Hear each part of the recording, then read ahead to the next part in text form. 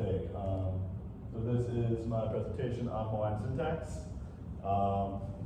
Really rough to analyze. It's really tricky to analyze Hawaiian syntax as denoted by these studies and this and that. First of all, we go with my sources. The first two in this case are just Hawaiian grammar, and introduction to Hawaiian grammar are just cases that I use to just find random examples. And then we have the Hawaiian sentence structure by the Department of Linguistics at the Australian National University. That was another source that I used. Again, it is, well, not again, it is a linguistic analysis, it is a syntactic analysis of sentence structures in Hawaiian, but as I said, it gets very, very, very complicated. I don't know, and as an undergrad, I can't understand very much of what they're talking about. Lots of like complement, modal, like CP, prep, something, I don't even know. Like there's so many like words that I had no idea what I was even reading, but I know that they had hundreds of examples in this source, and that is one of the ones that I pulled from because they're very, very convenient. Anyways, let me get into it. But yeah, this analysis is entirely my own. I couldn't read anything in that paper, even if I wanted to. So let me get right into it. Hawaiian is primarily a verb, subject, object language, as denoted up here by the first thing up there. So ua ai ke kanaka ika poi. So the man ate the poi. So we have ua ai, which is the ate, which says ate. Ke kanaka, which is the subject of the man, and ika poi is the prepositional phrase and then like the object. That's an example of a prepositional phrase of ka poi being a determiner and noun, and the e is the object marker. Same thing as in the locative phrase down there. So ikapoi, it goes from a noun phrase to, well, kapoi as a noun phrase goes to ikapoi as a prepositional phrase. Secondly, we got an example of a transitive verb. I guess we had an example before, but I have another one. So ua hele ke kanaka I maui, again prepositional phrase at the very end, and ua hele is the verb is that's hele in this case is go or like run or just go to, and ke kanaka would be is V1, it's like run to where, and then ke kanaka is or what is running, and ke kanaka is the person running. So that's that.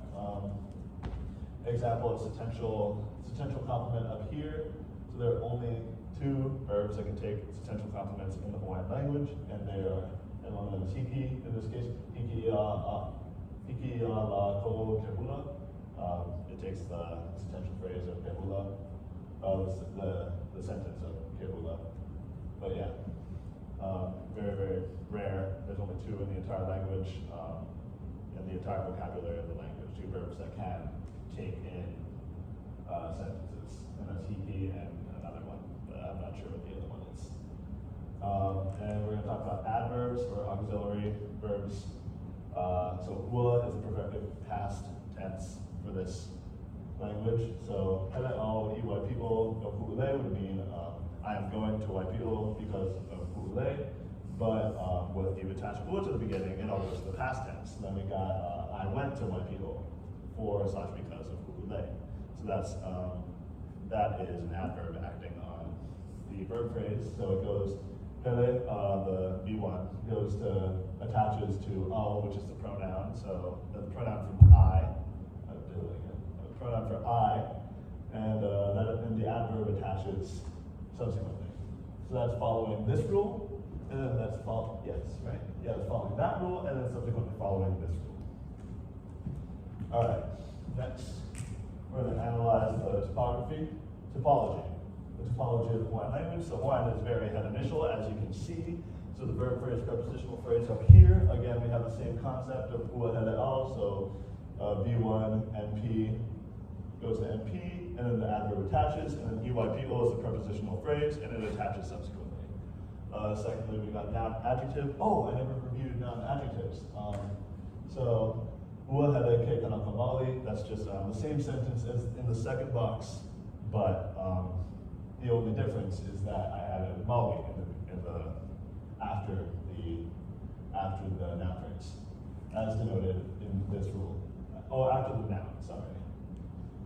So kekanaka maui, yeah.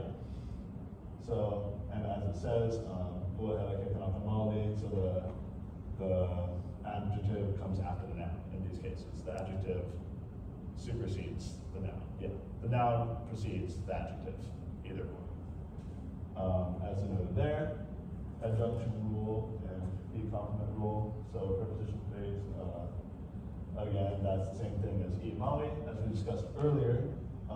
Tu maui, same thing, or e kapoi, we got kapoi, the noun phrase, and then e, the object marker, changing into a preposition. Same thing, and we got B1 and P, as we discussed here. Same thing, ua hele al, B1 of hele going to al.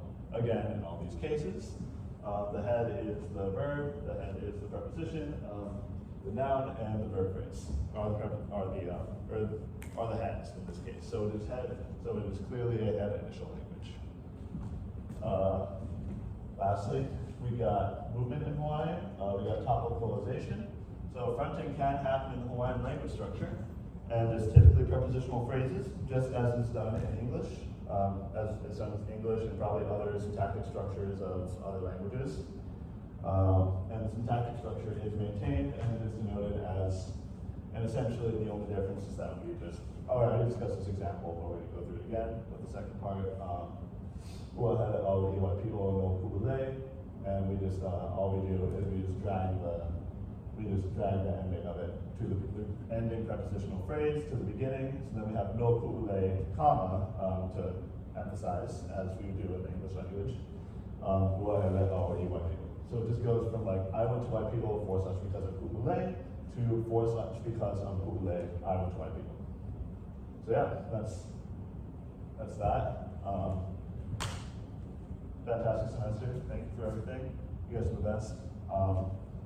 Here are my works cited right over here. And yeah, have a great semester. Y'all the best.